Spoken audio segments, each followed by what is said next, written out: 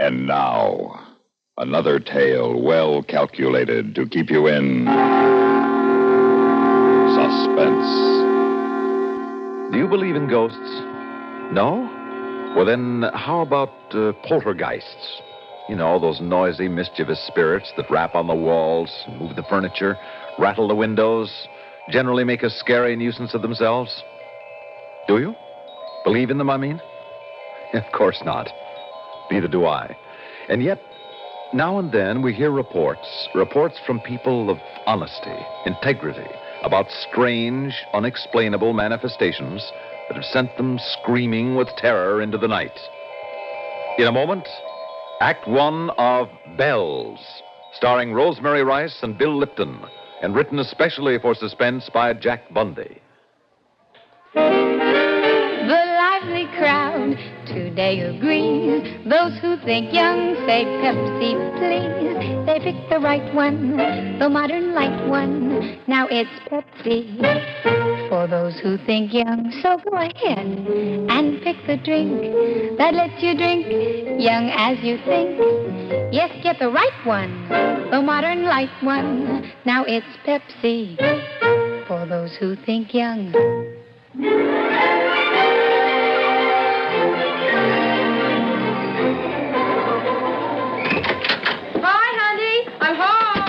Call this home? Well, it won't be for long, because listen, Henry. Oh, yeah? Listen to what? That blasted elevator practically tearing through our living room every couple of minutes, all day, all night, all week, all year? Henry, listen. Listen to it, right on cue, too.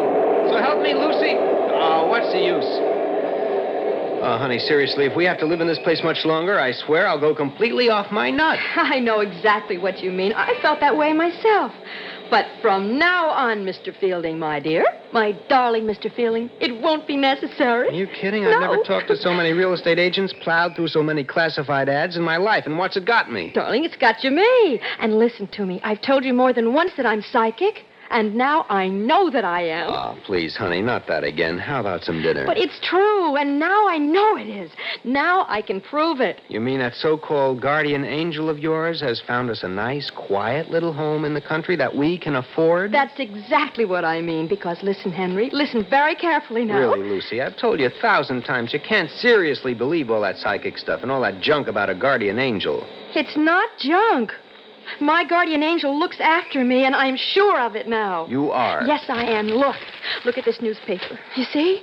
It isn't the Herald Examiner at all. It's the Sentinel. You mean because you picked up the wrong newspaper by mistake, that makes you psychic? It wasn't any mistake. A few minutes ago, as I was leaving the supermarket, for some strange reason I can't explain, there was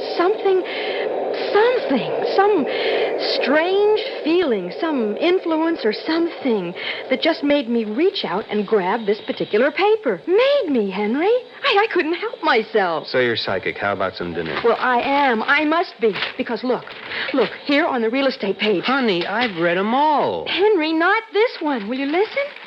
Small, 6-room colonial cottage within easy driving distance of Bell Manor Development. Oh, now, you know darn well we can never afford a section like that. Bell Manor yet. Will you please listen?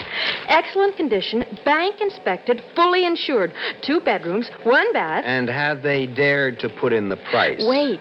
Large living room with stone fireplace, built on garage, full half-acre plot, ideal for a young couple anxious to get away from the noise and dirt of the city. And if this isn't just exactly what we've been looking for. Sure it is. But the rental on a place like that would be about, I'd say, $300. Henry, that's just it. The rental is $115 a month. Oh, now you are kidding. Look for yourself, see? $115 a month. I can't believe it, but that's what it says in black and white. Oh, Henry, it's a dream come true. And all because of my guardian angel and that strange, unexplainable feeling. Well, there's something wrong with it. Let's face it, Lucy. There must be. A rental like that for a place like that in this day and age? Well, at least we're going to look into it, aren't we? Honey. But we have to. I mean, because of the way we found out about it. The way that something I can't explain forced me to buy this paper, to find this particular ad. Now, your good old guardian angel. Oh, please, dear, don't kid me about it. Okay, we'll look into it. We've got to lose. Who's the agent? Oh, let's see.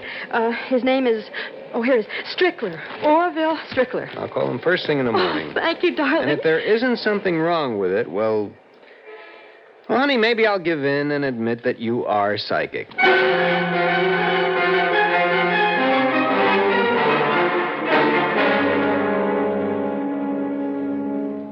In just a moment, the second act of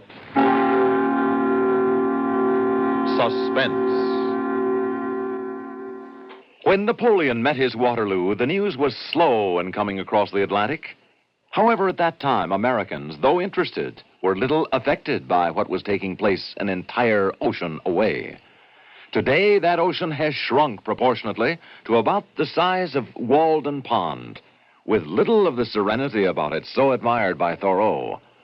Today, we want to know immediately what is going on all around the world. Our concern is vital to the free world. The worldwide network of veteran CBS News correspondents meets this need to know and know immediately. Every hour on the hour, every day, Monday through Friday, this station of the CBS radio network brings you expanded CBS News coverage, the most complete network news coverage in broadcasting today. Throughout the weekend, too, timely news reports at frequent intervals. Keep up with the news as it happens by keeping tuned to this CBS radio network station.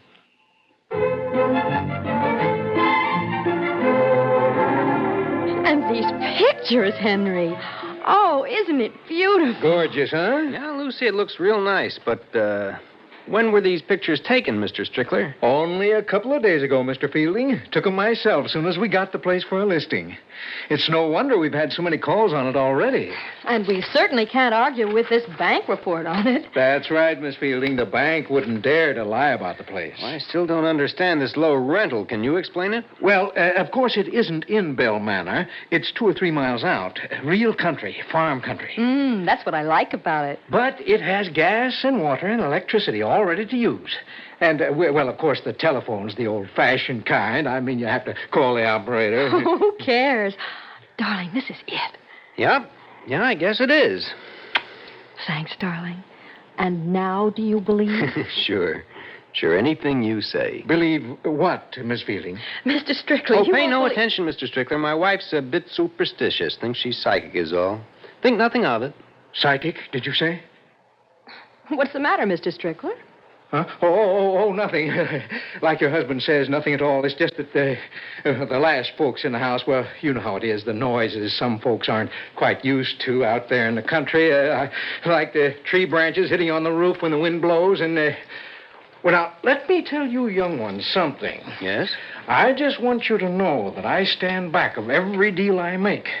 So you take along both copies of this lease. And when you've seen the house, make sure it's right for you. Then you can mail my copy back to me. Oh, I'm sure that isn't one bit necessary, Well, that's just about as fair a proposition as we could ask for, Mr. Strickler. Now, if you let me have the keys. Yes, sir. Here you are. Thanks. And good luck.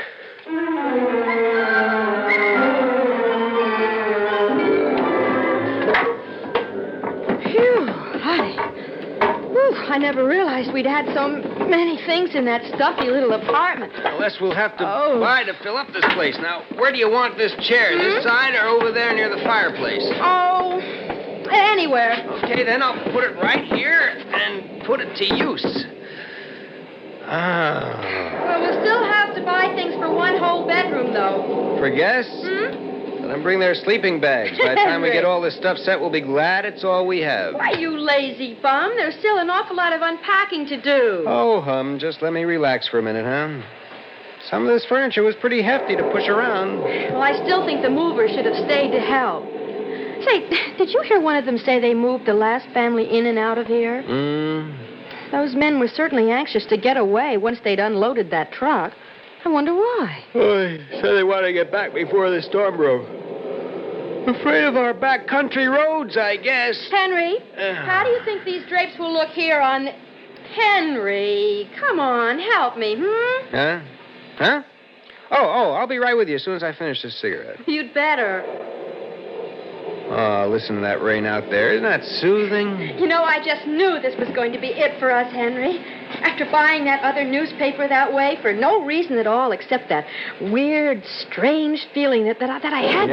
Yeah, regular miracle. You know, I didn't tell you this, but I was out in this section with an agent just last week.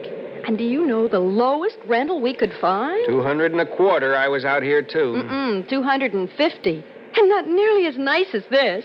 Yeah, that sweet old guardian angel you're always talking about must be working overtime. Henry, don't joke about it. Okay, then prove it. Now, here's your chance to prove it, Lucy. Call in some friendly poltergeist to help me move the rest of this furniture, huh? Oh, now stop it, you lazy bum. But you are a nice lazy bum. Yeah, best there is. Listen to that lovely rain out there and the thunder. Nothing ominous, menacing, or frightening. Well, I should hope not. Just nice and peaceful. You know, I guess the land up this way can stand a bit of rain, too. The crop's a lot of good. Crops, did you say? Yeah. Oh, now look, little city boy, don't try to sound like a farmer just because there's a little plot of land around us. And will you please get up out of that chair and help? Henry! Whoa. Sure, sweetie. You don't have to hit me over the head with a thunderbolt. Ooh, that was a close one. Out here in the country all alone this way, it's sort of scary. All alone, did you say, huh? phone. How about that? We barely move in here. Somebody calls us up on the phone. Come to think of it, he did tell us the phone was all hooked up. Where is it? Oh, I'm glad it is hooked up. Now we can call up some of our friends and have them come out and see us. I wonder who it is. Here it is, under this crate. Here now. Hello? But don't invite anybody up here just yet. Not till we're settled, okay? Don't worry. Hello? Hello? What's going on here? Who is it, Henry? I only wish I... Hello? Hello? Number, please. What? I said number, please. Well, yeah, I know you did, but... Listen, didn't you just ring here? No, I did not, sir. Are you sure about that? Of course I am, sir. Well, okay, I'm sorry. That's funny. Who was it, Henry? Well, nobody, nothing. I guess she must have rung us by mistake. Oh, now, will you give me a hand with these drapes, please? Yeah, sure, be glad to. Oh, hold everything. And this time I hope there's somebody on the line. Hello? Oh, now, just a minute. What is this? Hello? Hello? Number, please. Number, please. Listen, this phone just rang again. You must be mistaken, sir. I didn't ring you. Well, somebody did, operator. My wife and I both heard it. Well, there's no call for you on the switchboard, sir. Well, then why'd you ring? I did not ring, sir. Now, don't tell me. Okay. Gee. Henry, there was nobody there again, was there? Nobody but the operator and those funny little... She claims she didn't ring. That's very funny. Yeah, funny. Only it isn't this time. Hello. All right, let's have it. What's the gag? Hello. Number, please. Now, look, operator, don't tell me you didn't ring the phone this time. Henry!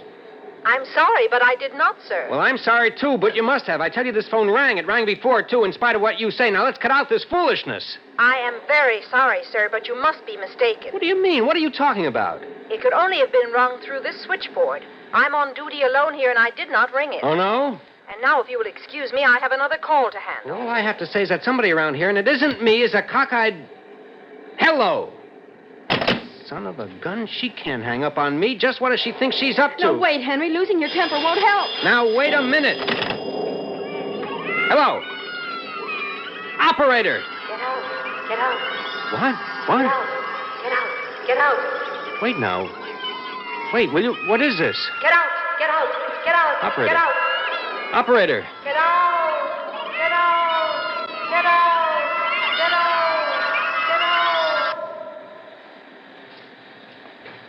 No. This is crazy. What is, Henry? What is it? Tell me. Sure, I'll tell you. It's a crazy gag or something. Gag? Well, I've had enough of it. I'm tearing out this phone. Henry! We'll have no more of that nonsense. Darling, I've never seen you this way. What's the matter? Nothing, not now. The cord broken off, it won't happen again because it can't happen again. No! No is right. Henry, tell me, what is it? What happened? And the telephone. How could it ring after you... Couldn't. It's impossible. So it didn't. We were hearing things. No, Henry. You know that isn't so. Yes, it has to be. You know it, I know it. No.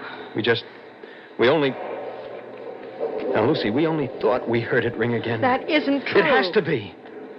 Anything else simply doesn't make sense. And you were hearing something on that phone before, weren't you? Weren't you, Henry?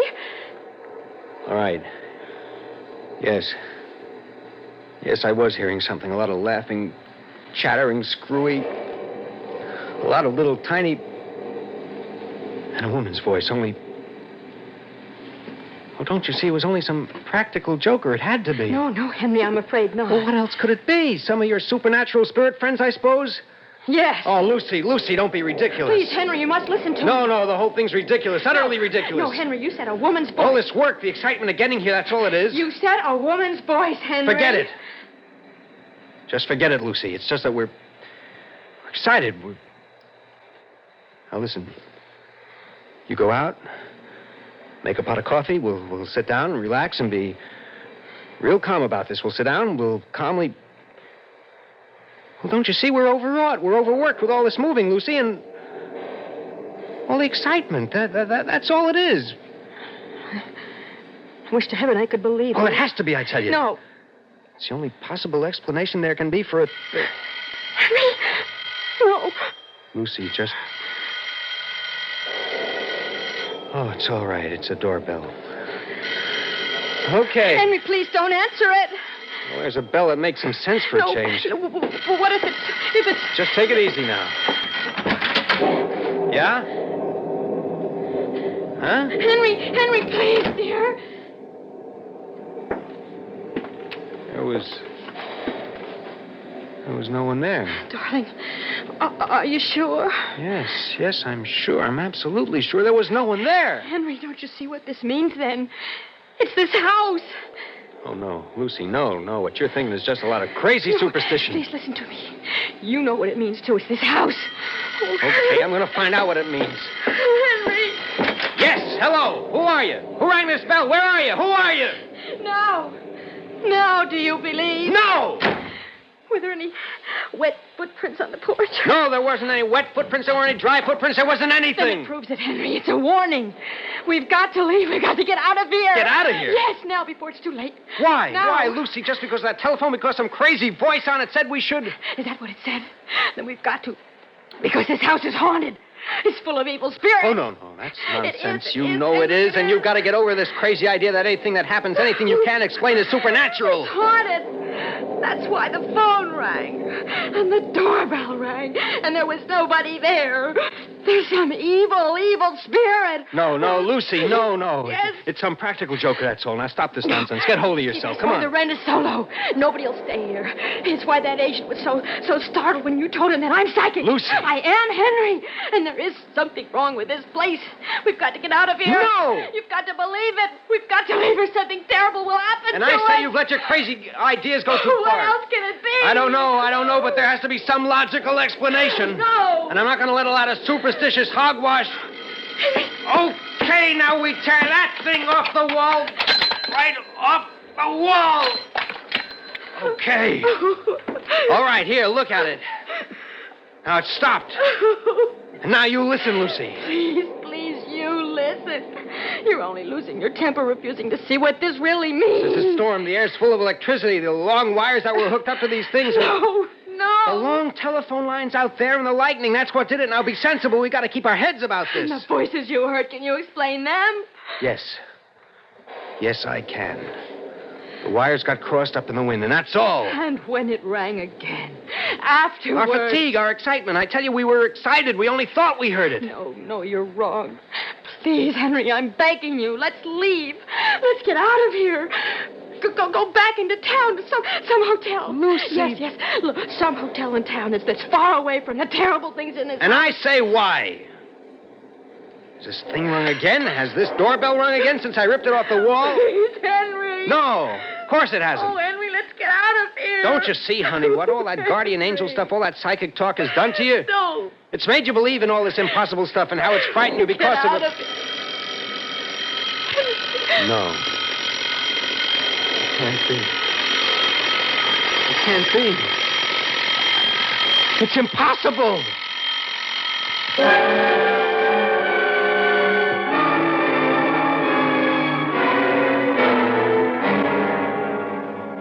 Here you are, Mr. and Mrs. Fielding. Room 314.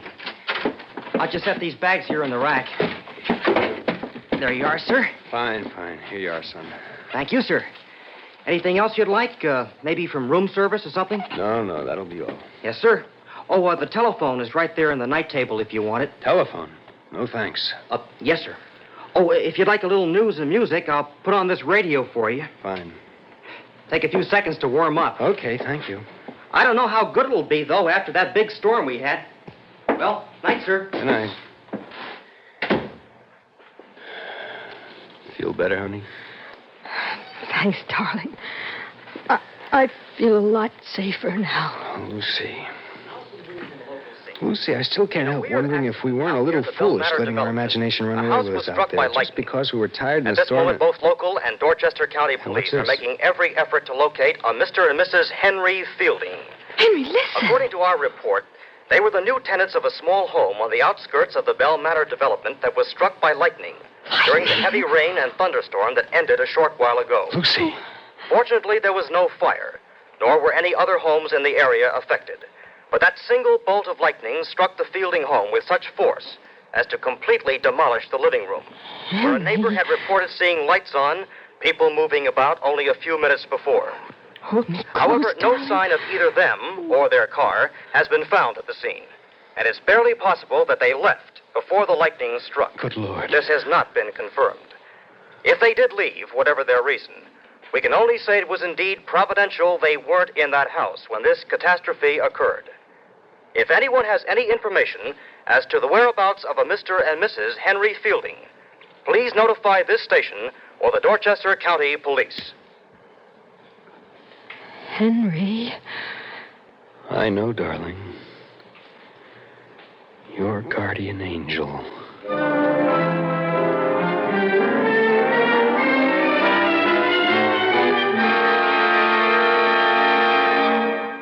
Suspense. You've been listening to Bells, starring Rosemary Rice and Bill Lipton, and written especially for Suspense by Jack Bundy. In a moment, a word about next week's story of Suspense. The roots of athlete's foot grow down here, down under the skin surface. But NP27 treatment penetrates down where other remedies can't reach. Roots out athlete's foot. Even penetrates into toenails. NP27 stops itch, relieves pain, promotes growth of healthy skin, guards against new infection. NP27 treatment roots out athlete's foot. Or your druggist will refund your money. Get NP27 treatment.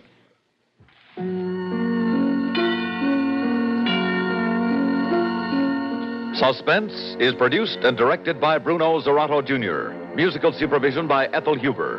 Heard in tonight's story were Tony Darnay, Lawson Zerby, and Larry Robinson. Babe Ruth was a great, but these days, with other factors, other techniques, can there be a greater than the greatest? CBS Radio Network's Battle of the Batters will be heard instead of Suspense this following weekend only. Suspense will come to you here the following weekend. This is the CBS Radio Network.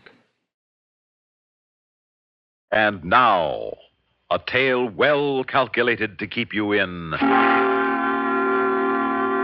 suspense.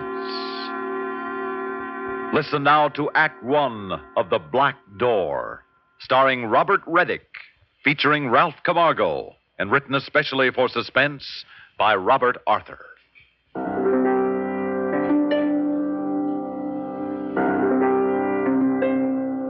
The mistake I made was going through that black door. If I'd left it shut the way it was, sealed tight, everything would have been fine. I'd have married Marcia, become a full professor, had my name in all the papers. Well, there's no use telling the story backwards, is there? First things first, as old Professor Wentworth always said. And the first thing in this case is the grant I received to hunt for a lost city in Central America. The city of the fire god, which might mean something or might mean nothing. Anyway, I got the grant from the university, chartered a modern helicopter for 3 months, flew it down to Central America, got the necessary government permissions, and made my base of operations the tiny little town of San Marcos on the coast. As nearly as I could figure from the manuscript, the city of the fire god was someplace among the mountains in that area. So I flew back and forth over the mountains in the helicopter, keeping a lookout for ruins in the jungle or the mountain valleys. And for 2.5 months, I saw nothing except trees and rocks. In the town, I was charitably looked upon as a crazy Yankee. And finally, even the children stopped staring at me. But I was getting pretty discouraged. And trying to forget my troubles with a glass of tequila in a little garden outside the town's only cafe, while some native with a guitar serenaded his girl nearby. Waiter? Wait. Oh, there you are. Pardon, senor. I am not the waiter. He's busy. Busy? No one's been busy in this town since Columbus discovered America. That's very true, senor, but I have paid the waiter to go somewhere else. That's why he's busy. Look at this, senor. Well, let me see that. It's a tiny statue, very old. Huh? Statue carved out of volcanic basalt in the style of the oldest known Mayan carving. Where did you get that? Oh, that is easily answered, senor. Well, then tell me. My grandfather, he gave it to me when he died. Well, where did he get it? Senor, that is a harder question. Now, look, if you came here just to play games with me, No, senor, no. That is why I sent away the waiter. So we could talk confidentially. Yes, well, let's talk confidentially. Where did that little statue come from? From the mountain, senor. Well, the whole country is mountains. See, that is true, but you see, my grandfather was a great hunter. Once he followed a wounded jaguar high into the mountains, see? Some savage natives then followed my grandfather. Yes? Well, he was wounded, and to escape, he climbed a great cliff. Go on. And he reached the top. And on the other side, he saw a dead city. A dead city? Si, senor. Silent, lifeless, far below him. Yes? He tried to climb down to it, and he fell, senor. For 3 days he lay unconscious. And when he recovered his senses, he had the fever. And somehow he found his way out. He does not know how. He staggered back to his home. They found him in the jungle, crawling on his hands and knees, clutching this little statue and saying over and over, La Puerta Negra, La Puerta Negra. The what? The black door, senor. The black door? Si, senor. And my poor grandfather, he was never strong enough to go hunting again, but he kept this little statue. And he said it had saved his life. What did he mean by the black door? Oh, one cannot say, senor. He could not remember. Surely he went back to the lost city? Well, no, he was not strong enough. Besides, there were the savages. But you mean nobody ever tried to find the city again? Well, why should they, senor? It belonged to the dead. Or they might be angry if the living came to disturb them, Those old superstitions. Si, senor. Now, I am not superstitious, eh? I speak American well. The senor wishes to find this lost city. I, Pedro Ramirez, know where it is. Go on. You see, my grandfather described it to me. The mountains where it is hidden. Yes? They are 3 days' walk from here. No, 3 days. Now, that's 50 or 60 miles. What direction? Senor, that is the question, eh? What direction? A most important question, no? I get it. How much? A mere pittance for a rich Yankee, senor. $1,000 American. $1,000? And 1/2 of all the treasure. What treasure is that? Oh, there must be treasure, senor. Why else would you seek this lost city? Because I want to become a professor at a university and marry a girl named Marcia, whose father is head of the Department of Archaeology.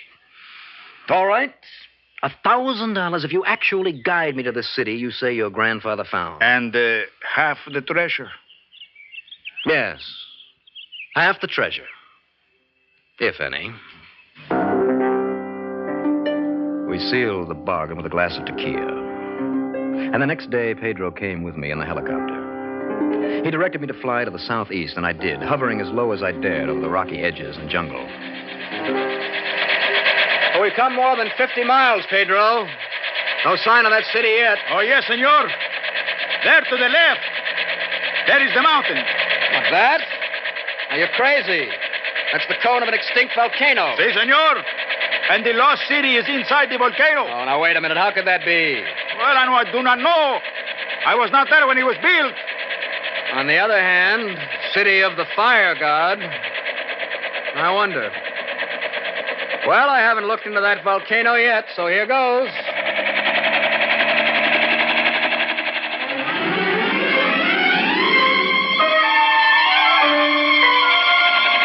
We lifted high in the air over the top of the old dead volcano. And we came out over a deep circular valley grown up with jungle now. But there, in the center of the jungle, was a group of stone buildings dominated by a vast ruined temple. Senor! Senor! The lost city of my grandfather. Oh, it is rich with treasure. I have the feeling. Well, even if it isn't, this is one of the biggest finds in the history of Central America. We're going down now. We'll sit down on that level spot right in front of the temple.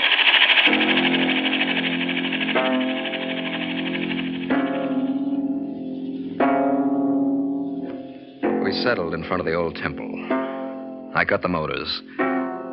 And for a moment, we just sat there taking it in. The stone towers, the ancient carvings, the massive walls that had been put into place by men whose bones had turned to dust maybe 3,000, 4,000 years ago. And then we climbed out. We were both armed. We had flashlights. And I had a small hammer and chisel tucked into my belt. Aboard the helicopter, I had a case of dynamite if any blasting was necessary, but this was just to be a preliminary survey, so I left it where it was. Pedro and I found ourselves on a big stone plaza with a partially ruined temple in front of us. The entrance was flanked by 2 tremendous stone carvings. Oddly enough, very like something from Egypt. Human figures with heads that were vaguely dog-like, which made them seem most unhuman. Senor, those statues, I do not like them. Yes, they are rather odd. But I'm more interested in those designs carved in the rock above them. Huh? Design, senor? Oh, they but show the moon, the new moon and the old moon. Yes, and there are more moons all over the front of the temple. Now, that's unusual. Most of the old civilizations in this area worship the sun. Si, senor, but I cannot help wondering. Wondering what? Why the man who made those statues put the heads of dogs on them. It was dark inside the temple, but our flashlights gave us enough light. Vast stone pillars supported a roof high above us as we moved down along a lengthy corridor. And then we came into a central rotunda that got some sunlight through a crack in the roof. Look! Look, senor! Gold! Gold! 10 statues, 12 statues, and each of them solid gold. Come, look, senor. Gold! Gold! I am rich! Pedro was right. Ranged in a circle in the middle of the rotunda were 12 golden statues about 5 feet high. They were all human figures with dog-like heads. And they were all looking at a spot on the floor in the middle of the circle they made. Gold, senor! And look, the jewels! Jewels! Baskets of them, oh, senor! Senor, I am the richest man in the world! At the foot of each statue, a carved stone basket. And each one has a handful of gems in it. Obviously, these statues were worshipped, and the gems were tribute. Pedro, have you taken a good look at these statues? Shine your light on this one. Madre mia! Again, the head of the dog! Yes, they're all dog-headed statues. And all their eyes are focused on one spot over there. Seems to be something carved on the floor. Let's see what that is.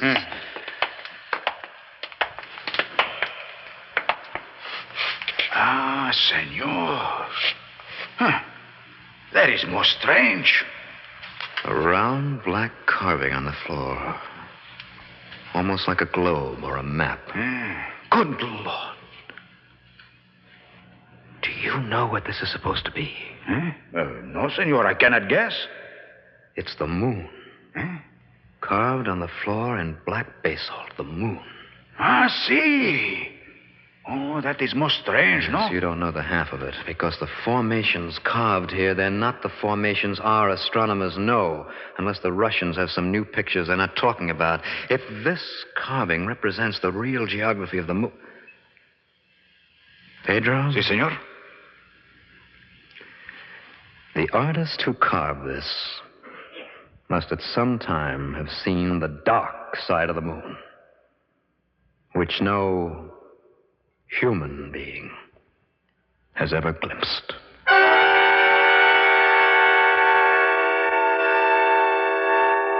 I know it sounds crazy, but the more I studied that round black carving, the more I was convinced it was an accurate relief map of the dark side of the moon. And then we discovered something else. Around the rim of that black disk was a series of crevices filled with tar. I dug the tar out, and under it, in each crevice, we found a small basalt statuette like the one that Pedro had originally showed me. In each crevice but one, which was empty. Senor, see? The story of my grandfather is true. This little statue he brought back, look.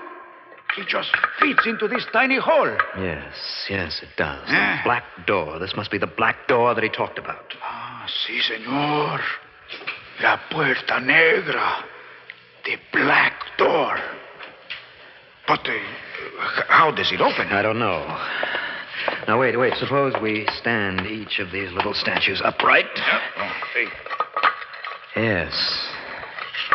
Yes, they fit tightly like handles. And now, if we push them... Si, senor, we push. And it's turning. The black disc is turning. And now it's loose. Now we can lift it up. Let us lift it. Down there, maybe more treasure, eh? More gold, more jewels. All right. Now it's coming. See? There, it's open. And there's a well-worn flight of steps leading down into the heart of the old volcano. We stood there, staring down to that black passageway that seemed to go down endlessly. I didn't like the looks of it. But Pedro had gold fever. He thought that there might be whole vaults of treasure down below. I couldn't talk him out of looking, so I went along, too. The tunnel sloped downward, ever downward to the heart of the ancient volcano. We came across evidence of much usage, broken pottery, strange carvings on the wall. Our curiosity led us on until presently we came to a cavern whose walls seemed to be lined by a curious growth. Senor, look. Yes, mushrooms, or something very much like mushrooms, solid sheets of it all lining the walls. No, senor, that is not what I mean. Look here. Look through here. Oh, a narrow crevice. There's a room in there. It's not a room. It is what is in the room. Come, shine your light. Then let us leave, senor. What has got you so worked up? It can't be treasure. I see. See? A skeleton, senor. Many skeletons. Hundreds, many. Lying one upon the other. Yes. That rocky room is full of human bones. And much as I hate to say it... What, senor? The ones I can see best have tooth marks on them. Oh, senor, let us leave here swiftly. Let us return to the airplane, eh? Let us take the treasure and go. Easy now, Pedro. These bones have been here hundreds of years, maybe thousands. Old bones or new bones, I do not like these bones. There's no cause for alarm. I don't know.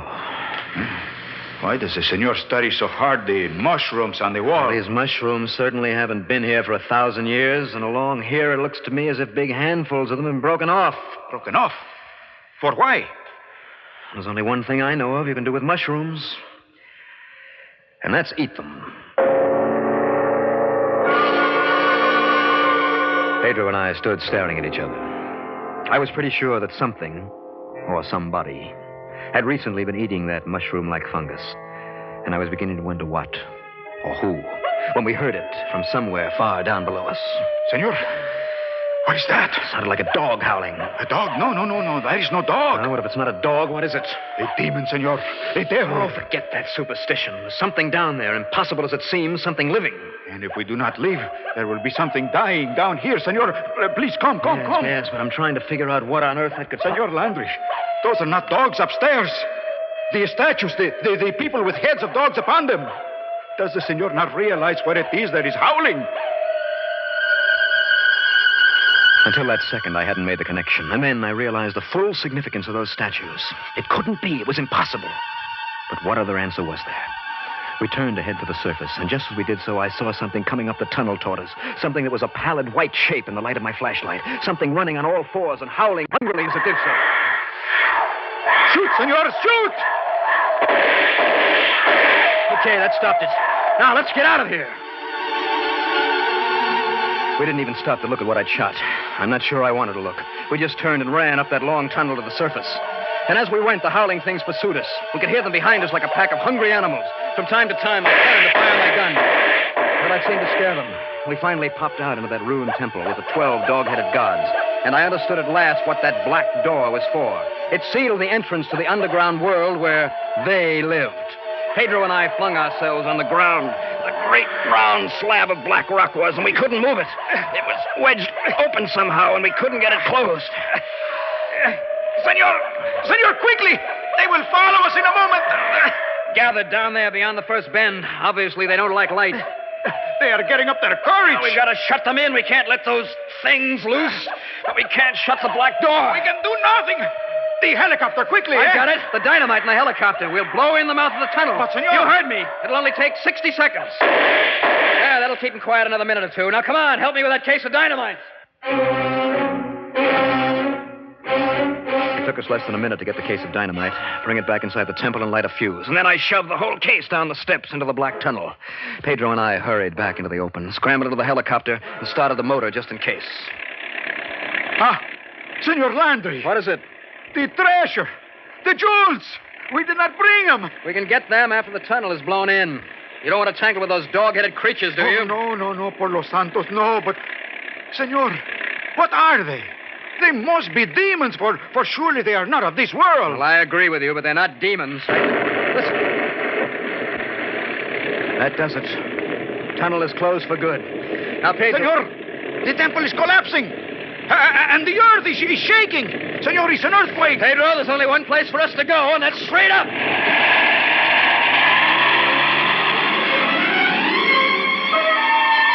The helicopter jumped 1,000 feet straight up, just before the temple crashed on the spot where we had been. And then we watched from a box seat while the lost city crumbled into ruins.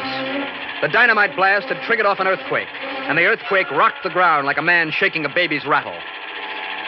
Senor, the jewels, the gold, they are down there under many rocks. Yes, and so are the dog-headed creatures.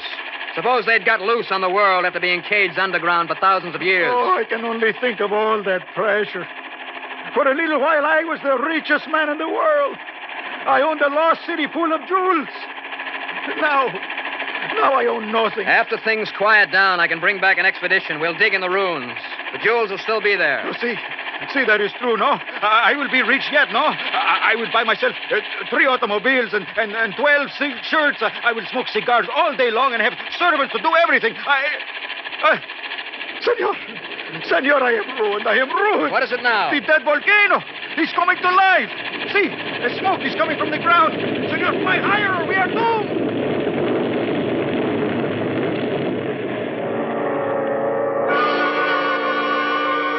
Well, that tied it. The dynamite triggered an earthquake.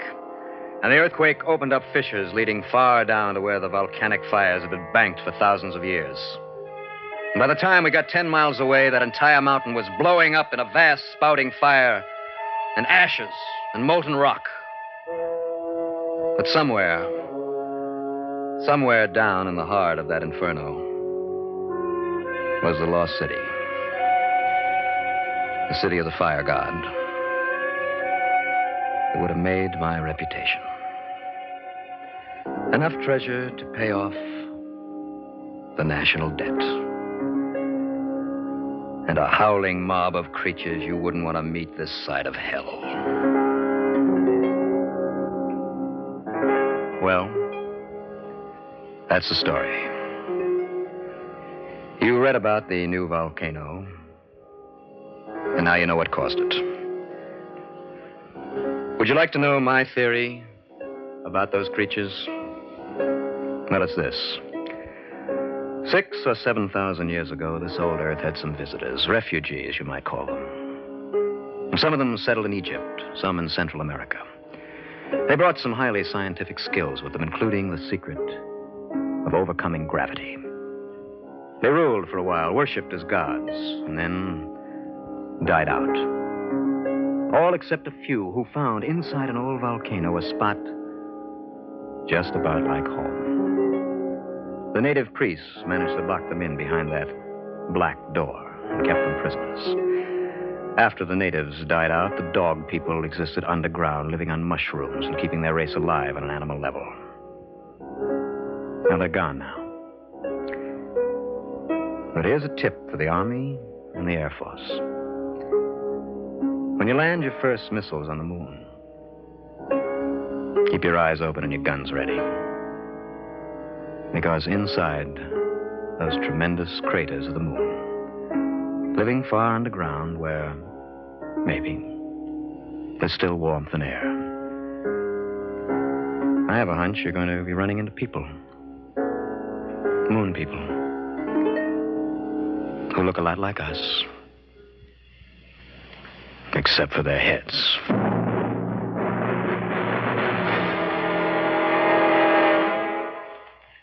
Suspense. You've been listening to The Black Door, starring Robert Reddick, featuring Ralph Camargo, and written especially for Suspense by Robert Arthur.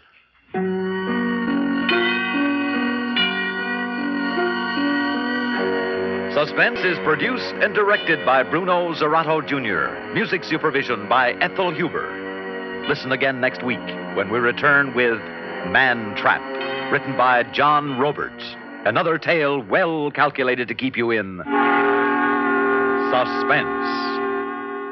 Listen to Carol Burnett and Richard Hayes weeknights on the CBS Radio Network.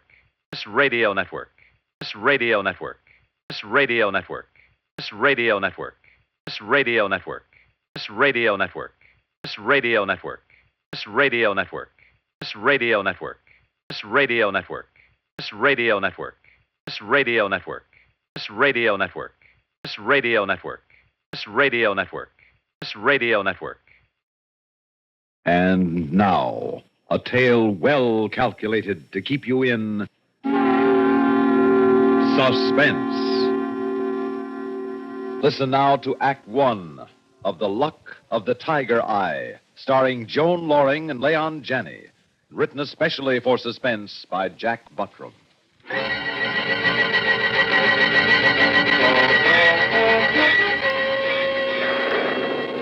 Henry.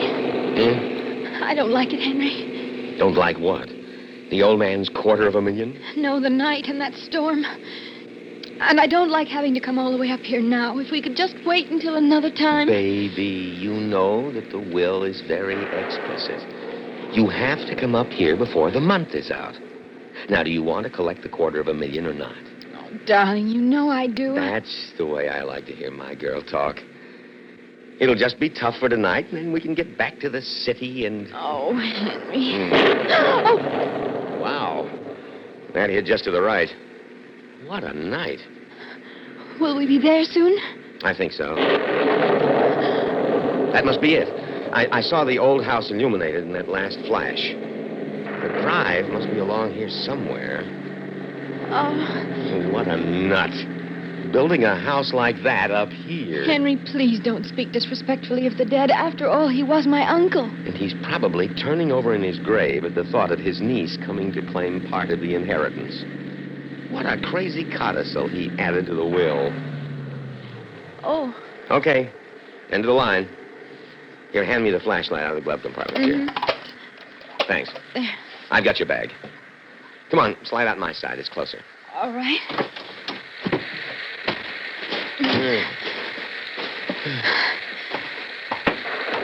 Here's the door. Where's the light? There's no bell. Oh, quite a sense of humor. Oh, it's horrid. Not everyone has a bronze cobra head for a door knocker. Well, let's see if it works. Oh, Henry, I'm scared. Oh, come on, Angel. There's nothing to be scared of. Your uncle liked you, didn't he? I guess so. He was an awfully strange man. We never did come to visit him often. Open up in there. Anybody home? Henry! Well, it's a cinch we can't stand out here all night. Let's try the door. Henry, do you think we should? Darling, I didn't drive you all the way up here to stand on the front porch in the rain and knock on the door. You are one of the legal heirs to the estate, and if you don't have a right to be here, I don't know who does. All right. Huh. It's open. Seems okay. There's no lights. No, I remember. Uncle didn't believe in electricity. Too dangerous. Well, let's say we can find for light. This flash won't last forever. Say, what did your uncle use for light? Whale oil lamps? I don't remember. Can't find a thing. I know he used to keep a big fire going in the fireplace over there somewhere.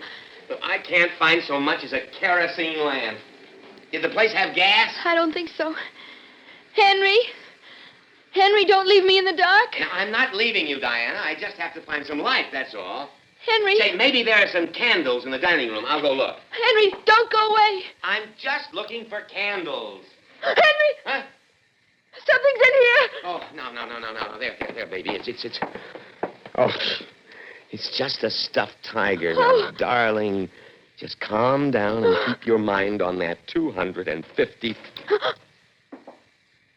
What's that? Sounds like someone's in the house with us. Please be careful, Henry. Now, just be quiet a moment, baby. Wait till he opens the door. Hold it right there, Bud, or I'll bust you one. I beg your pardon. Okay, let's have it. Now, what are you doing in here? I am the butler, sir. Huh? I'm expecting a Miss Singer. And are you, perchance, Commander Quinn? No, I'm not, perchance. It's all right, Henry. This is... Gerald, ma'am. Yes, Gerald. He's my uncle's butler. Then you are Miss Singer. Yes, Diana Singer, and this is my fiancé. He brought me up here to fulfill the wishes in my uncle's will. Yes, ma'am. And who is this Commander Quinn? He is another claimant to the master's will. I expect him this evening also. Miss Singer, I believe that the codicil to the will states that you are to spend one evening here in your uncle's home and by so doing place yourself in the position of collecting $250,000. Yes. Then I shall be happy to show you to your room. Your bag, please.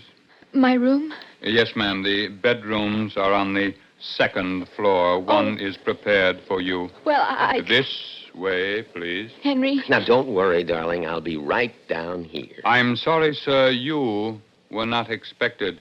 If you will wait, I shall prepare a room for you also. That's all right, sport.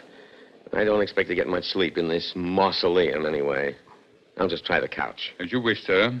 I shall return in a moment. This way, ma'am, up these stairs. I'm scared, Henry. Now, darling, just keep your mind on that money. And remember, I'm right down here to protect you.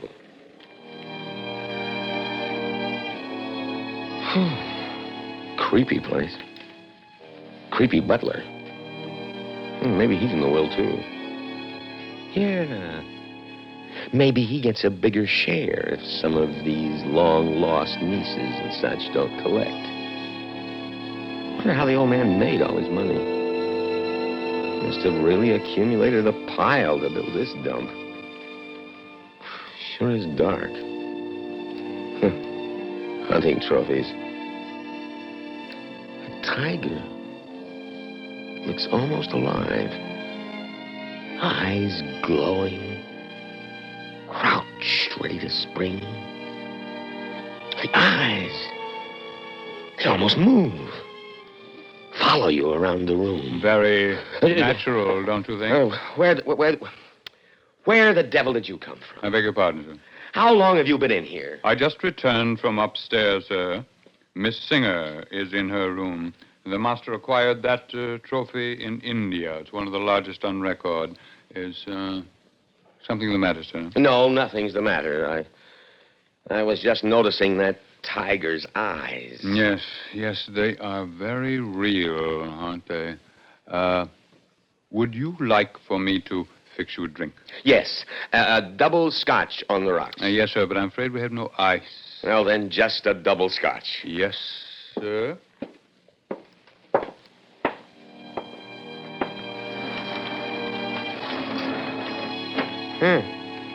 What's this? Looks like old diary. Let's see. Last entry.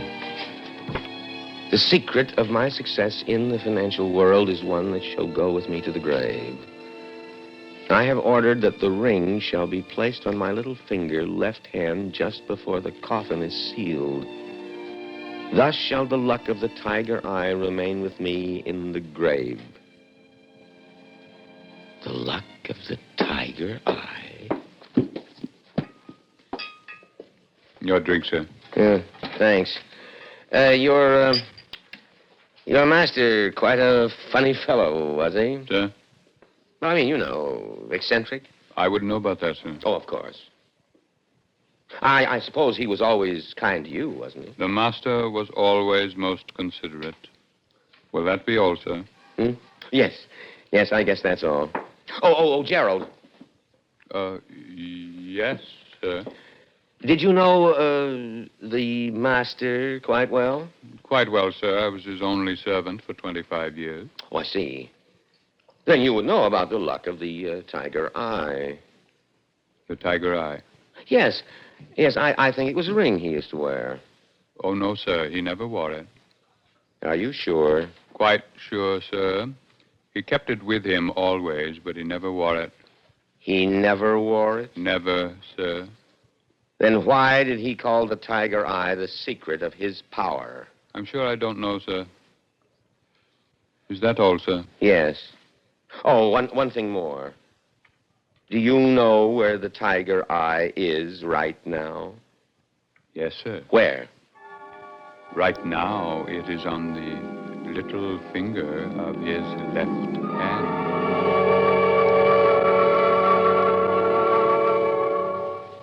In just a moment, we shall return for Act 2 of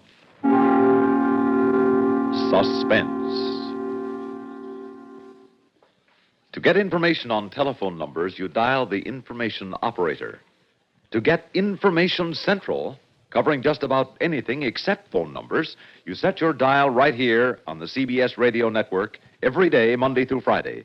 By so dialing, you will get reports in dimension on all sorts of fascinating items, from the feature's knowledgeable head man, Alan Jackson, on Information Central.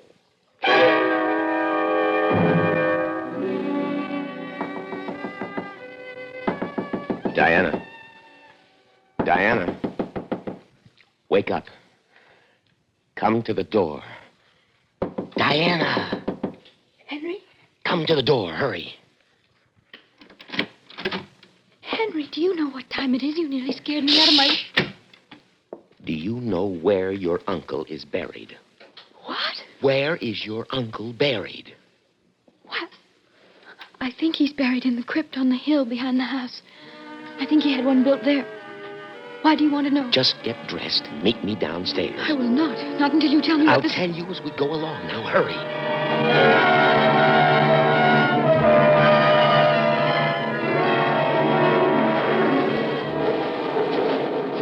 I wish you wouldn't, Henry. I don't think it's right. Now, how can it do any harm just to look at this famous ring of your uncle's? But robbing graves... We're not robbing graves. We're just looking into the coffin just to see a famous ring and pay our last respects. I've paid my last respects. And I don't see what an old ring has We're to do with almost it. there. There, I saw it. It's over this way. Oh. Come on.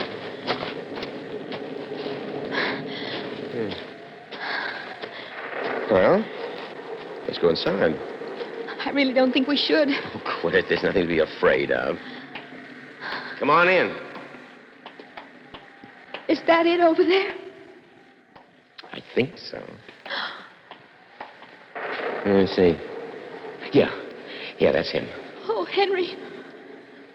Henry, let's get out of here before something terrible happens. Now, what could happen? I don't know. I just have a feeling that if we go any farther, it's going to be awful. Just your imagination.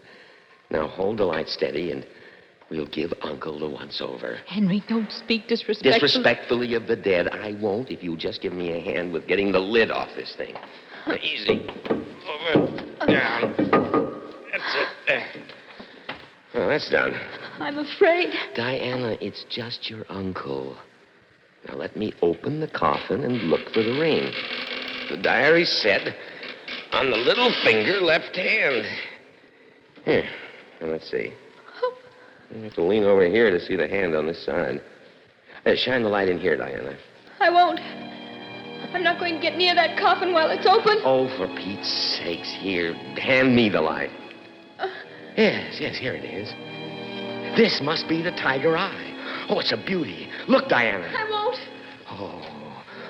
Well, okay. I'll just have to get it off his finger. Henry, you're not going to take it. Of course. It's not doing the old man any good. And after all, it's not as if it's going to be out of the family. You'll have it. I won't have anything to do with it. Okay, you'll feel different later. Something seems to be stuck. Holding the ring on. Henry, if you don't get me out of here this very instant, All right, Diana, just a second. Now, one more pull. Oh, that lid almost fell on you. You're telling me. It was as if something pushed that lid to make it fall on you. Diana, don't talk nonsense. I saw it move, Henry. I know. I saw it move, too, as I jumped back. No, I saw it move when it was balanced up there. Diana, it just fell when I gave that last pull to get the ring. That ring is evil. Diana. What? Look how it shines in the light. It does look like a tiger's eye. Henry, please, let's go back to the house.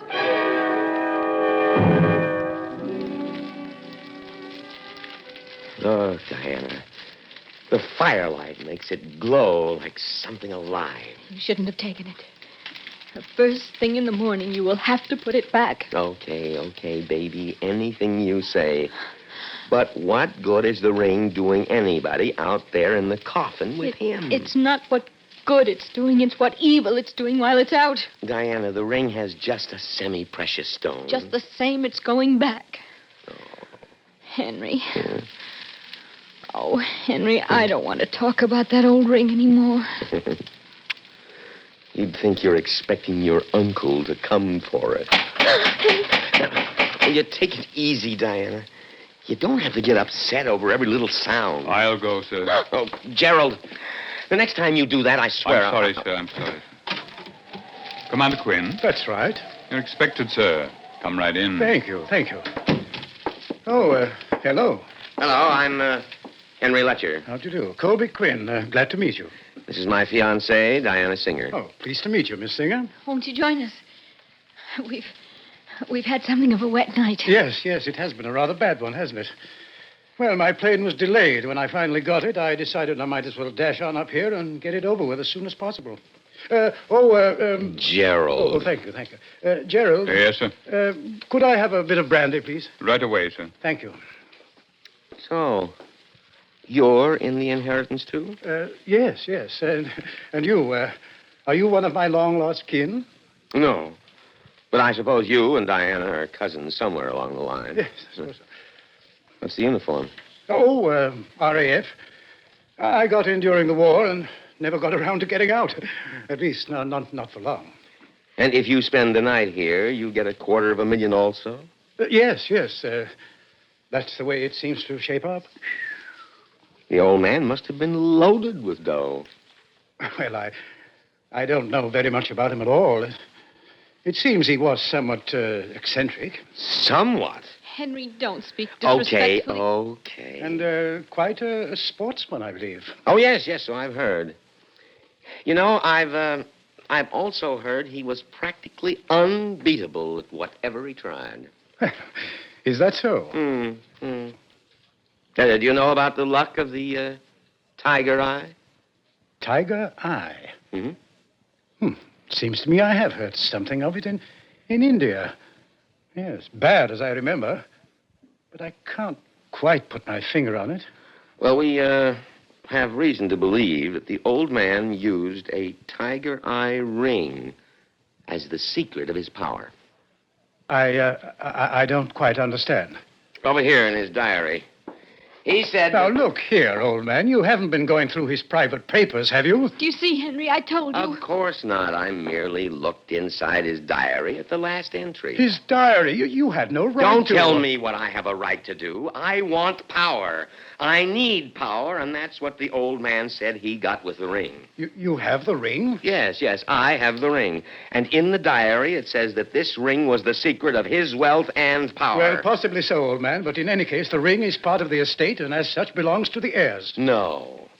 The ring went to the grave with him. He didn't intend for any of you to have it. Good heavens, man.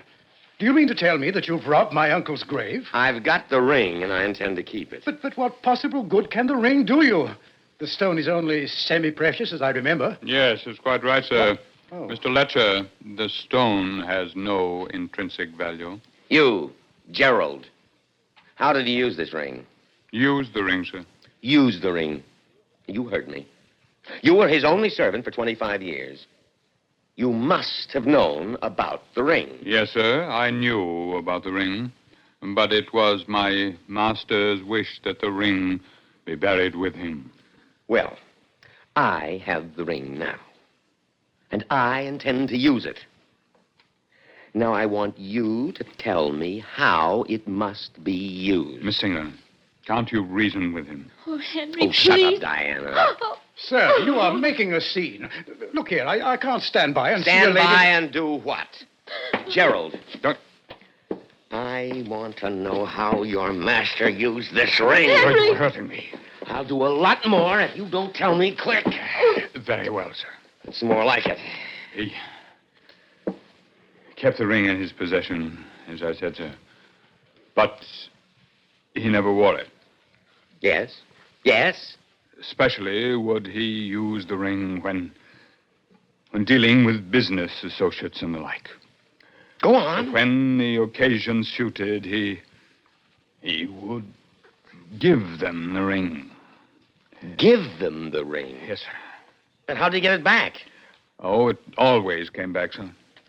Now I get it. They would put it with their other valuables, and he would arrange then to swipe the whole caboodle. Hardly, sir. Come on now. You don't need to defend the old man before me. In fact, I think I know him better than the rest of you anyway. There is one other thing, sir. Yes? Whenever he would give someone the ring, he would tell them to place it on the little finger left hand and to twist it around 3 times for good luck. Little finger, left hand, twisted around 3 times. That's what he would say, sir. Well, old Henry Letcher is ready to let himself in for a piece of that luck right now. Oh, There. It's on the little finger. Henry, I don't think you'd better. There's something simply awful that's going to happen. I feel it. Don't be ridiculous, Diana. Now, to twist the ring around my fingers 3 times. Henry, don't. I really wouldn't do that if I were you, sir. You wouldn't do this if you were me. But you aren't me. I'm Henry Letcher. And I want to have lots of good luck, lots of power, lots of money. So, here's to the tiger eye luck. 1, 2, 3. There. I can almost feel it flowing in my veins. Why, it's like I'm 10 feet tall. I feel as if I'm going right through the ceiling. I'm flying. Henry! Henry! Henry! Please, someone help him. The tiger eye. The robber ring. I should have remembered. Precisely, sir. It was a trick the Indian merchants used. What are you talking about? When pressed for their valuables, they would offer the robber this ring to put on. Yes, sir. What was it that killed him? Hidden inside is a tiny spring, quite pointed. It is coiled and embedded in wax that melts at body temperature. Oh. The point is dipped in cobra poison or something equally quite lethal. And as he twisted the ring around his finger, the spring scratched him, inflicting a deadly wound. Oh. Precisely, sir. Master used to call it the luck of the tiger eye. He had quite a sense of humor.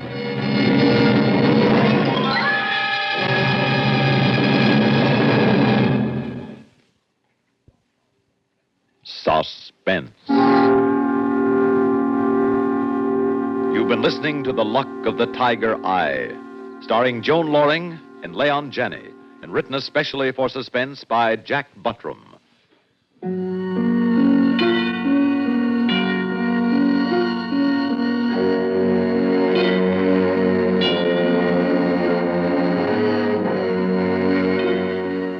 Suspense is produced and directed by Bruno Zerato Jr. Music supervision by Ethel Huber. Heard in tonight's story were Raymond Edward Johnson as Gerald and Mercer McLeod as Commander Quinn. Listen again next week when we return with And So to Sleep, My Love, written by Dave W. Gilbert. Another tale well calculated to keep you in suspense. Durward Kirby's favorite program, The Gary Moore Show, weekdays on the CBS Radio Network. And now, a tale well calculated to keep you in suspense. Listen now to And So to Sleep, My Love, starring William Redfield and Elaine Rost, and written especially for Suspense by Dave Gilbert. George, that isn't the way it happened at all. Can't you get anything right? He was sitting behind the wheel of the car, and this big, handsome policeman walked over to I him. sat there with my drink in my hand, a fixed smile on my face, looking pleasant. But each man has his breaking point, and I had reached mine. As I sat there, staring past the empty faces of our friends and neighbors, a plan started ticking away in the back of my head. A plan to rid me forever of this foot on my neck, this mocking woman, my wife, May.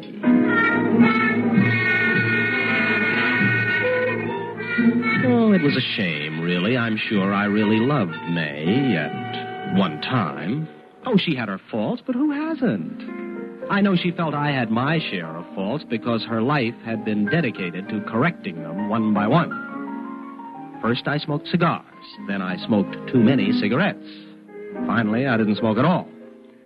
So in the end, there wasn't enough of me left to love May had I wanted to, except one thing. Our rich uncle had died the year before we were married and left her an inheritance of $75,000. We used almost $15,000 to buy a house and get started in life. But the remaining $60,000 was in negotiable bonds for our declining years, she always said. Now, just think of how well a man could live on $60,000 in Mexico. But would my plan work? For a man who for 8 years has amounted to nothing but failure in his wife's eyes, success was inevitable.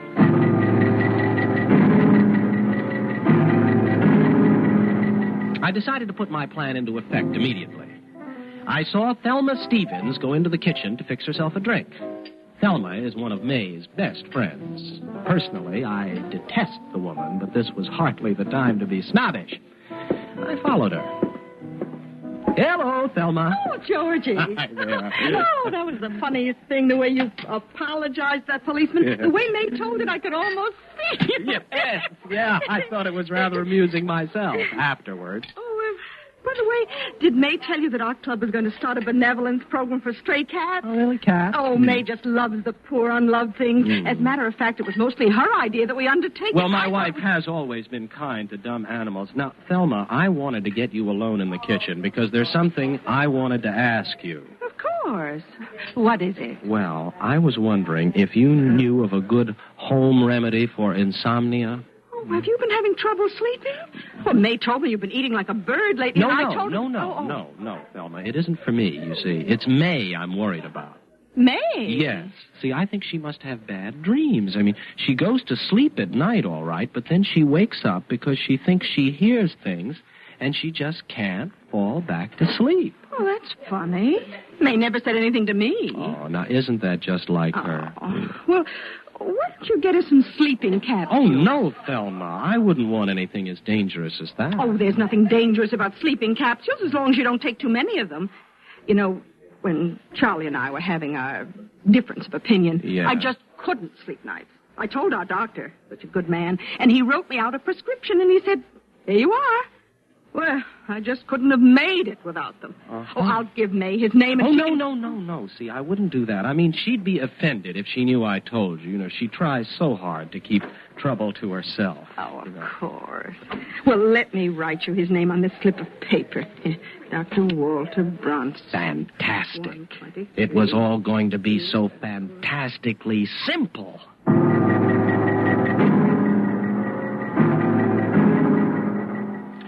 The real work started the next day. May was planning to be gone for the whole day on a field trip with her idiotic club. And I announced at breakfast that I wasn't going to work because I felt I had the beginnings of a cold and I didn't want it to develop into anything more serious. I began the day by driving to the other side of town where I purchased a certain sound effects record in a small record shop. Then I returned home, certain in the knowledge that I saw or encountered no one I knew. The furnace in our house is situated in the basement with hot air ducts running to every room. Of course, in the summertime, it's empty and cold. The grate was just large enough to hold a small record player.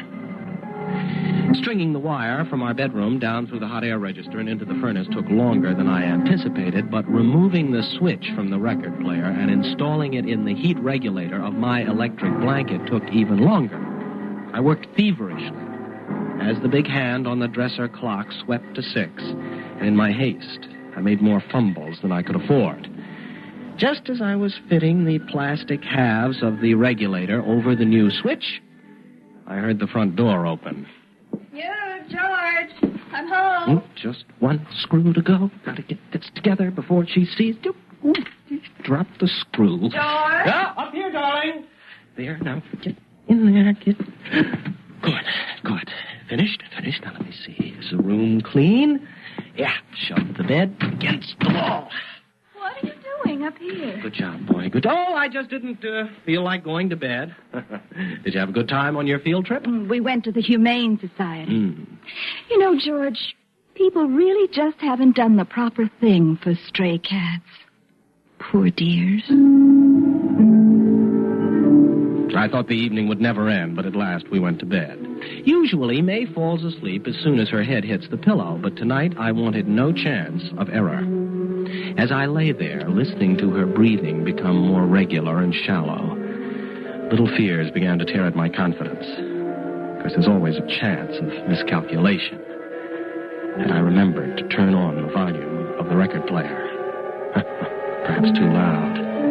I broke out in a cold sweat. If only I'd had time to test it. My fingers itched to grab the blanket regulator, but I forced myself to wait. A half hour passed.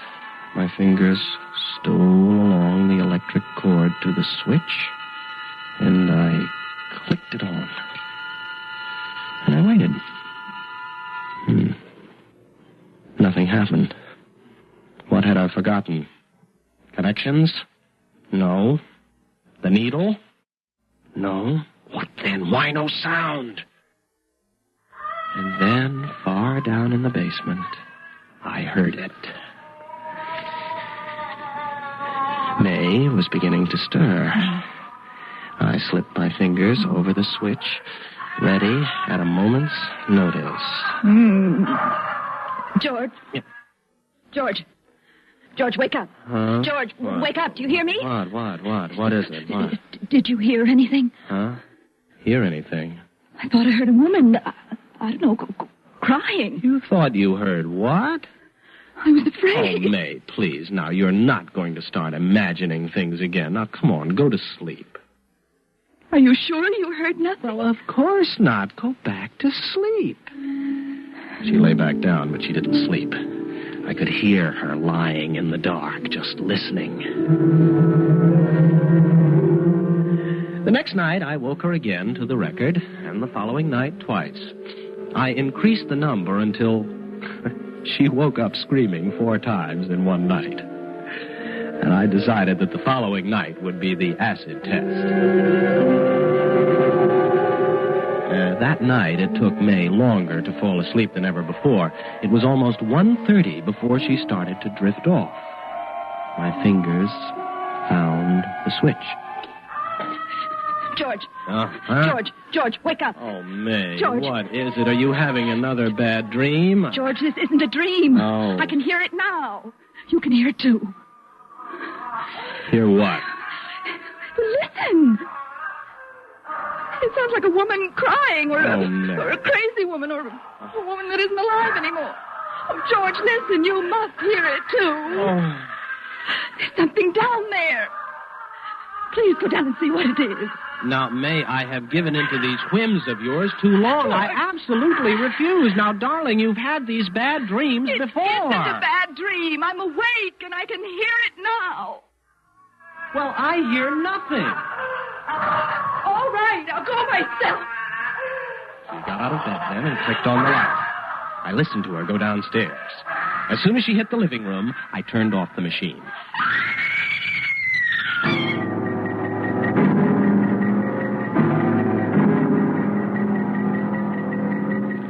I got out of bed leisurely and went down to her. She'd fallen in a heap on the living room floor and was sobbing uncontrollably. For a moment, I almost felt sorry for her. Oh, May, what's come over you, my darling? You haven't been yourself lately, and now these voices. George, I'm afraid I'm losing my mind. Well, what do you mean? I keep thinking I hear a ghost in the house, a woman with a high, crazy voice. Well, personally, May, I think there's nothing wrong with you that a good night's sleep wouldn't fix. Oh, sleep. Oh, how I'd love to fall asleep. Oh. If you only knew, I haven't slept a whole night through in a week. You know, Thelma was telling me that she had insomnia once. Now, why don't you just pop over to her doctor? He'll be glad to fix you up with a prescription for sleeping pills. Yes, that's what I'll do. All I really need is a good night's sleep. Is it possible that anything could be easier? I had May begging to take out the pills in her own name. Once she got a prescription for death, I had only to see that it was filled. She came home with a bottle of pills that next night. She took one before going to bed, and I let her sleep undisturbed the whole night through. That way, she'd believe that she'd found an escape at last. After she was asleep, I also removed one pill from the bottle. On her third night of sleep, I started the treatment again. May couldn't wake up, but from her constant tossing and turning, I could tell that her nights were going to be, exhausting, haunted things. And during the day, she was haggard and depressed. Toward the end of the week, she increased the dosage to 2 pills, but I continued to remove only one. I mean, the bottle would be empty soon enough. Besides, there was still some groundwork that needed doing before my wife's untimely death. The next night, after May fell asleep.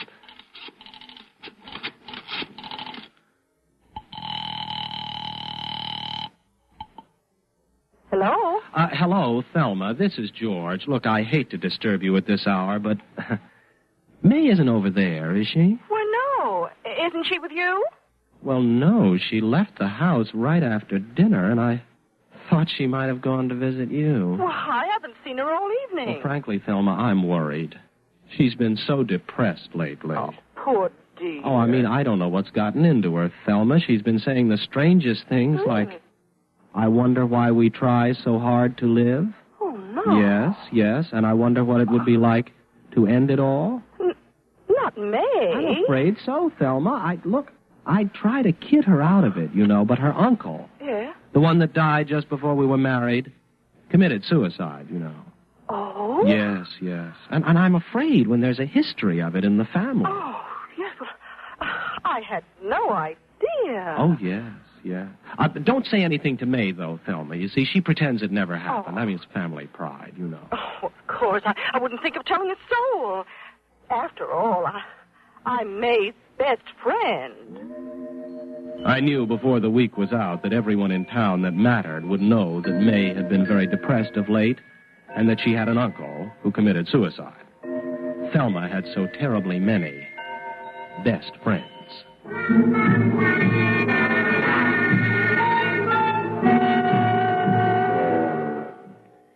The day I'd selected for May to join her dear departed uncle would be the day she replenished her supply of sleeping tablets. On that day, she told me she was going to have it filled right after seeing her lawyer. The state had passed some new tax law, and she wanted to see if it affected her, rather, my inheritance. When May came home that night, everything was ready. Yoo-hoo, George. I'm home. In the kitchen, May. Were you lonely without me today? Oh, a little, but I'm getting used to it. Why, George, you fixed dinner for me. No. How thoughtful. No. I just couldn't have faced fixing dinner tonight. Yes, I know. Oh, you've been so tired lately. Come on, sit down. Sit down. I wonder if those sleeping pills keep me tired. Maybe I should stop taking them. You got some more, didn't you? Of course. What makes you ask? Oh, nothing. I just don't enjoy getting up in the middle of the night either. I'm sorry, George. Oh, it's all right. But you seem more cheerful than you've been for a couple of days. Any particular reason? No. Well, I'm glad. Yeah. Are the new taxes going to affect your inheritance at all? No. The lawyer and I made sure the money will be safe. Good. Eat your soup, dear. It was all I could do to sit there and eat calmly. What if tonight, of all nights, she didn't want mushroom soup? It's impossible. One of her favorite dishes. Control, Georgie boy, control. That's one thing you've got to have, control. Huh. How's the mushroom soup, dear? Since I married you, you've developed into a remarkable cook. Well, it's easy when you have someone to cook for. Remarkable cook. I looked at my plate and I couldn't even see it. I was too busy seeing her spoon down her soup to the last drop, and with it the contents of more than 17 sleeping capsules.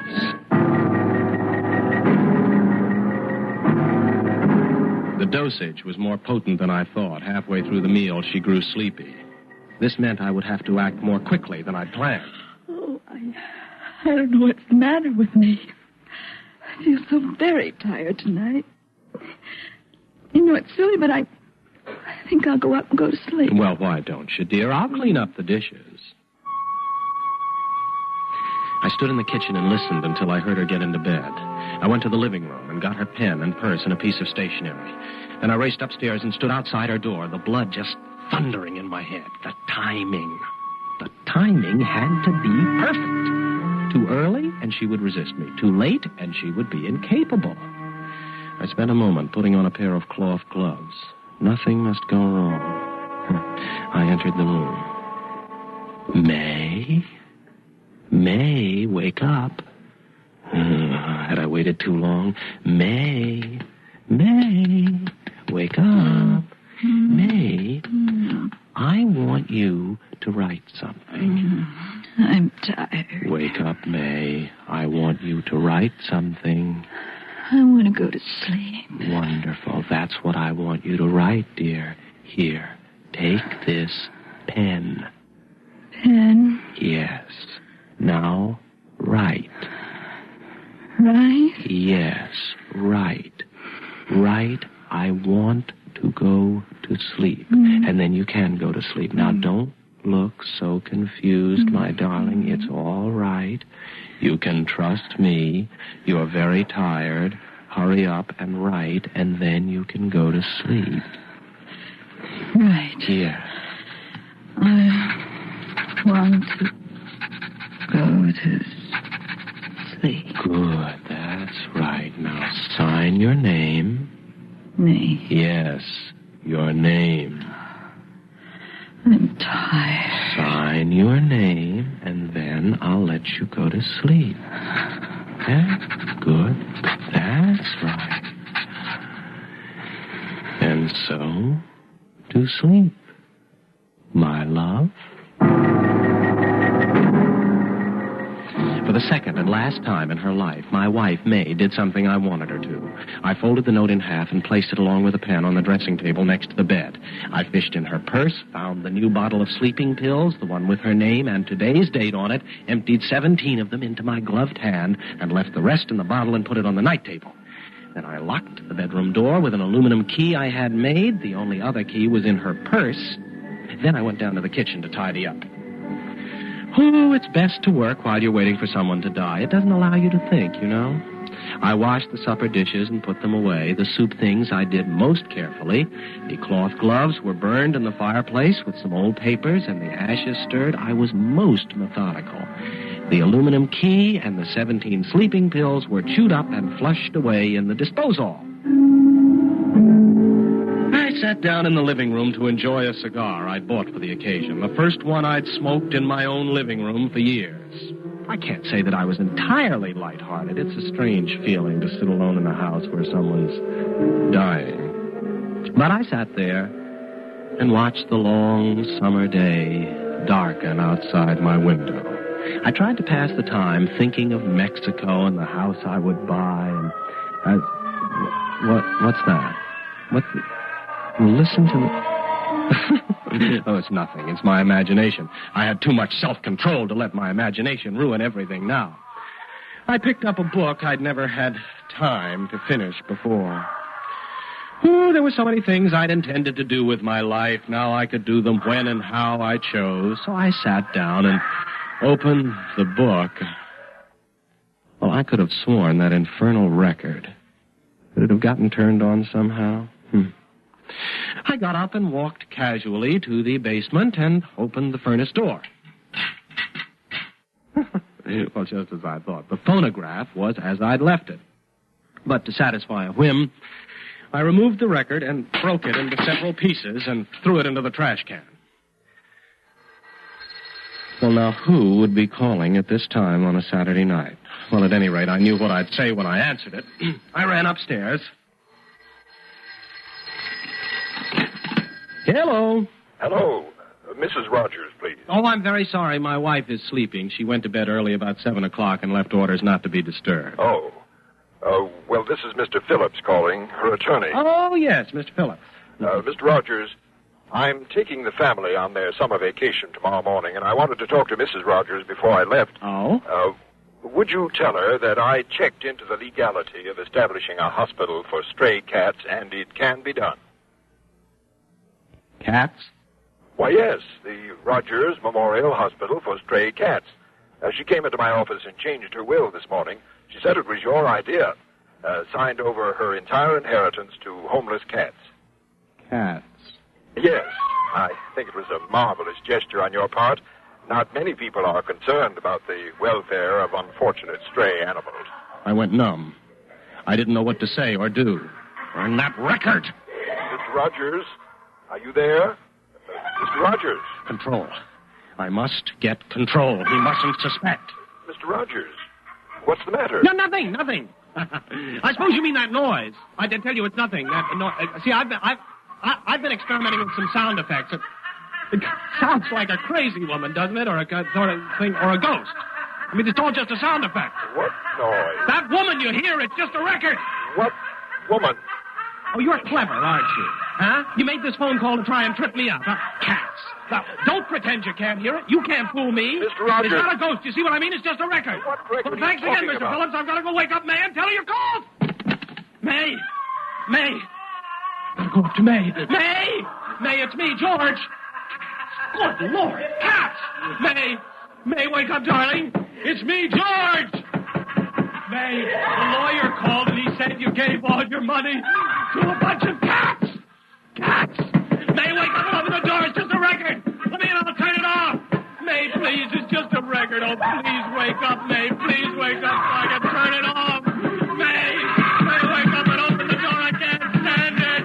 Please, May, please wake up.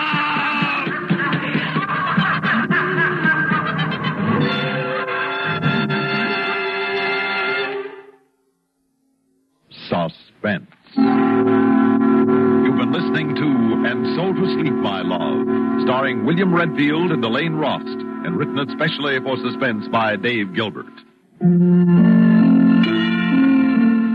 Suspense is produced and directed by Bruno Zerato Jr., music supervision by Ethel Huber. Featured in tonight's story were Bryna Rayburn as Thelma Stevens and Bernard Lenrow as Mr. Phillips. The wailing and laughing voice was created by Abby Lewis. Listen again next week when we return with Yuletide Miracle, written by John Robert. Another tale well calculated to keep you in suspense.